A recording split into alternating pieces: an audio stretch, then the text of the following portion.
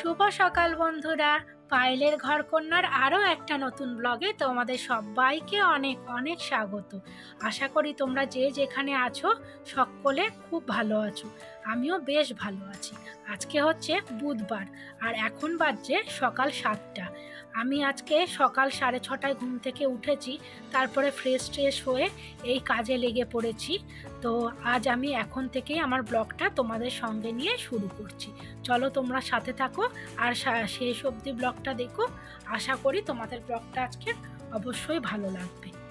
আর এই দেখো, রোজকার কাজে আমি লেগে পড়েছি। ডেইলিকার যে রেগুলার ডাস্টিং থাকে সেগুলো, কিন্তু খাটটা বেশ কয়েকদিন হয়ে গেল একটুও ঝাড়া মোছা হয়নি, তাই দেখছি বেশ ধুলো হয়ে গেছে। তো ভাবলাম আজকে একটু ভালো করে ঝেড়ে দিই। আর আশা করছি আজকে তাড়াতাড়ি কাজ শুরু করেছে, কুড়েমি না করে চা খেয়েটেই লেগে গেছি। অনেক কটা কাপড় জামা কাল কেচেছিলাম, তো রাত্রিবেলায় তোলা হয়েছে। সারাদিন কাল ব্যালকনিতে ছিল, ভুলে গেছি তুলতে, তাই রাত্রিবেলায় আর ভাঁজ করতে ইচ্ছা করেনি বলে এখন সেগুলোকেও ভাঁজ করে নিচ্ছি। তো যেহেতু তাড়াতাড়ি কাজ শুরু করছি, আশা করছি কাজও তাড়াতাড়ি সেরে ফেলবো আর মাঝখানে একবার টিফিন করে নেব। আর আজকে রান্নাটা মায়ের করতে ইচ্ছে হয়েছে। মা বলছে আজ তোকে আর করতে হবে না, আজকে রান্নাটা আমিই করি। দেখা যাক কি করছে রান্না। আর এদিকে এখন সকালে কাজের ব্যস্ততার মধ্যে কাপড় জামা নিয়ে বসে ভাঁজ করতে না বড্ড বিরক্ত লাগে। মনে হয় যে এখন তাড়ার সময়, তাড়াহুড়োতে এই কাপড় জামা নিয়ে বসে ভাঁজ করতে একদম ভালো লাগে না। কিন্তু কি করব, অলরেডি এক রাউন্ড কাপড় জামা জমা হয়েছিল, তার মধ্যে আবার কালকে রাত্রিবেলাতে আরও এক রাউন্ড হয়ে গেল। মানে পরশুকার কাপড় জামাগুলো আমি ভাঁজ করা হয়নি, ভেবেছিলাম পরে করব, দিয়ে ব্যাস দুপুরবেলা কুড়েমি লেগে গেল। আর হলো না, আমাদের বাঙালিদের যা হয়, একটুখানি কাজ করে বসলে তখন ল্যাদ লেগে যায়। দিয়ে দুদিনকার কাপড় জামা একসাথে একদম মিশে গেছে, ঢিপ হয়ে রয়েছে। তো মেশানো জামা কাপড় অর্ধেকটা এখন ভাঁজ করে রাখলাম, দেখতেই পেলে। বাকি এখনও অর্ধেকটা রয়েছে, সেটা আবার পরে ভাঁজ করব টিফিন খেয়েটে। আগে রেগুলার ডাস্টিংয়ের কাজগুলো, যেগুলো সকালের ব্যস্ততার কাজ, সেগুলো আগে করে নিই, তারপরে শান্ত মাথায় তখন কাপড় জামা ভাঁজ করব। আর রান্নাটা তো বলেছে আজকে মা করে দেবে, তাই ওই দিকটা আমি আজকে নিশ্চিন্ত। আর এদিকে দেখো, আমরা না 2020 আর 2021 দুটো বছর পিঙ্কু শ্রীলঙ্কায় পোস্টিং ছিল। তো আমি শ্রীলঙ্কায় যদিও 2 বছর ছিলাম না, মাত্র ছেলেকে নিয়ে 4 মাস ছিলাম। তো সেই সময় না এই যে কাপড়গুলো দেখছো, মানে হ্যান্ড টাওয়েল বা কিচেন টাওয়েল যত রকমের দেখছো, সব বিভিন্ন সাদার মধ্যে। তো ওখান থেকে এতগুলো আমি হ্যান্ড টাওয়েল আর কিচেন টাওয়েল কিনেছিলাম। তো মায়ার আরও একটা দুটো কিনেছিলাম, যেগুলো কালারিং বলে ব্যবহার করে নিয়েছি।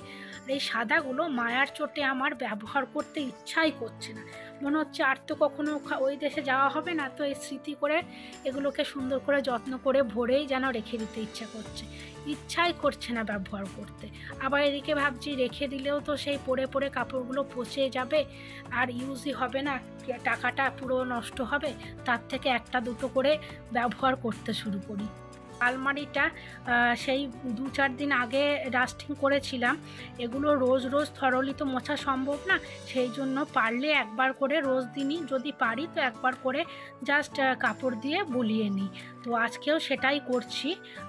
যদিও একদমই নোংরা হয়নি, প্রায় দিন এইভাবে যদি একবার করে বুলিয়ে নেওয়া যায় কাপড়, তাহলে নোংরা হওয়ার সুযোগ পায় না। সেই জন্য আমি সেটাই করার চেষ্টা করি। নইলে অনেক দিন পর করলে এত ধুলো হয়ে যায়, তখন আমি সেইগুলো আবার, আমার অ্যালার্জি আছে বলে আমি সেগুলো তখন করতে পারি না, আর তখন পরনির্ভরশীল হয়ে বসে থাকতে হয়। তাই আমি চেষ্টা করি সাধারণত এই বাড়িতে যতদিন আছি ততদিন ডাস্টিংটা রেগুলারলি মেনটেন করে করবার। আর যখন আবার এখানে থাকি না, 1 মাস 2 মাস কি 3 মাস পর আসি, তখন তো কিছু করার থাকে না। তখন তো তোমাদেরকে বলেছি পিঙ্কু এলে পিঙ্কু করে দেয় অনেক কিছু, তারপরে কাজের দিদিও অনেক হেল্প করে দেয়। তারপরে আমি একদম সুন্দর করে থরলি পরিপাটি করে সব কিছু পরিষ্কার পরিচ্ছন্ন করি। আর এই চেয়ারটা লক্ষ্যর বাইরে চলে গেছিলো, দিয়ে ঝাড়া মোছাই হয়নি, এত পরিমাণে ধুলো হয়ে গেছিলো, তোমরাও হয়তো দেখতে পেয়েছো। তাই আজকে চোখে পড়তে ভালো করে আমি মুছে দিলাম চেয়ারটা। আর এবারে আমি ঘরটাকেও ভালো করে ঝেড়ে দিচ্ছি, মানে জাস্ট এই বেডরুমটা, মেন বেডরুমটা আর বাইরের রুমটা একটু ঝেড়ে দেবো। কারণ আমার আজকে সকাল সকাল ডাস্টিংয়ের কাজ হয়ে গেছে। আর আজকাল দিদি আবার 10টা-11টায় আসছে না, প্রায় দিন আসতে 1টা, কোনো দিন আবার 2টো-2:30টাও বাজিয়ে দিচ্ছে।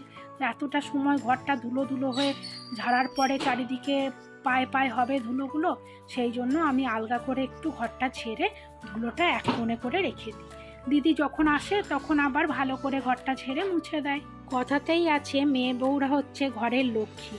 তো আমি যদি ঘরে থাকতেও একটু লক্ষ্মীশ্রীটা বজায় না রাখি, আমি যদি একটু ঘরের নোংরা ধুলোগুলো চোখের সামনে দেখতেও ঝাড়া মোছা না করি, কাজের দিদিরা তো ওদের টাইম মতো আসবে, ওদের ডিউটি ওরা করে যাবেই, কিন্তু ঘরটা তো আমার, তো আমাকে তো আমার ঘরটা ঠিক মতো পরিষ্কার পরিচ্ছন্ন মেনটেন রাখতেই হবে, তাই না?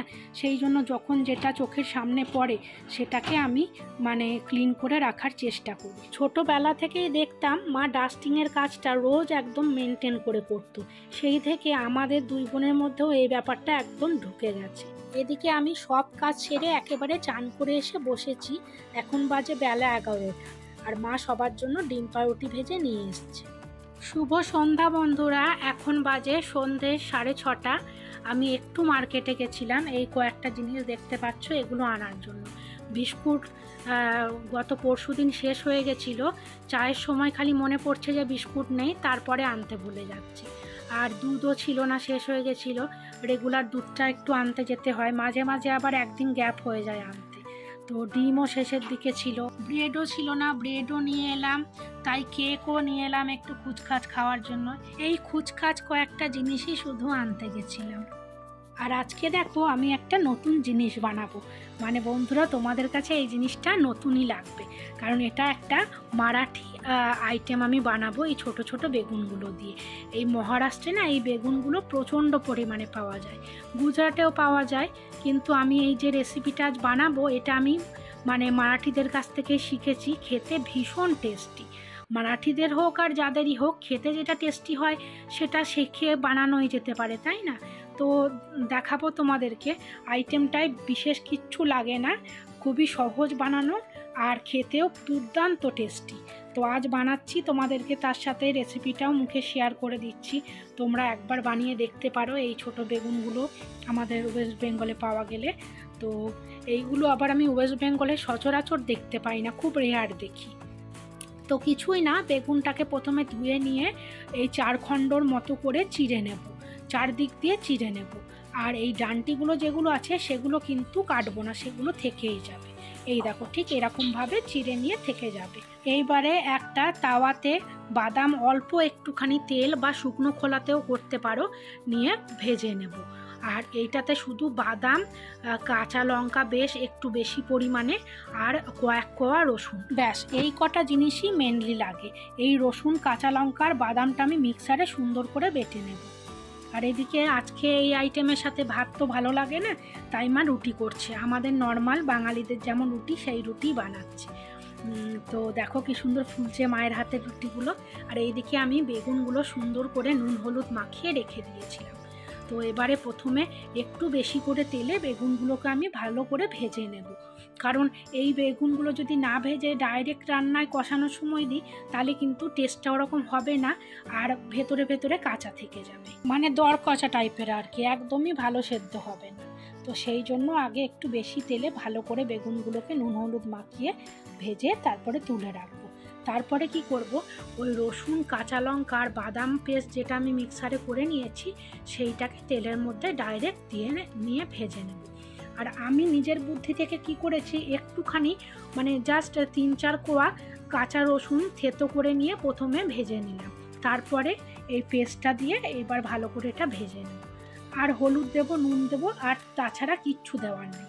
ব্যাস এই মশলাটা সুন্দরভাবে কষে গেলে একটুখানি আমি নিজের থেকেই শুকনো লঙ্কা গুঁড়ো দিয়েছি, এটা তোমরা নাও দিতে পারো। তারপরে বেগুনগুলোকে দিয়ে সুন্দরভাবে কষাতে থাকো। মাঝখানে পরিমাণ মতো নুনও দিয়ে দিয়েছি। এবার বেগুনটা কষানো হয়ে গেলে পরিমাণ মতো একটু জল দিয়ে ব্যাস জলটা ফুটে গেলেই হয়ে গেল গ্রেভি বেগুন মশলা একদম রেডি। বন্ধুরা খেতে কিন্তু দুর্দান্ত হয়, তোমরা একবার আমার কথায় বানিয়ে বলো। আর আজকের ব্লগটা তোমাদের কেমন লাগলো, যদি ভালো লেগে থাকে তাহলে একটু লাইক আর কমেন্ট করে জানিও। খুব শিগগিরই দেখা হচ্ছে তোমাদের সাথে আরও একটা নতুন ব্লগের সাথে।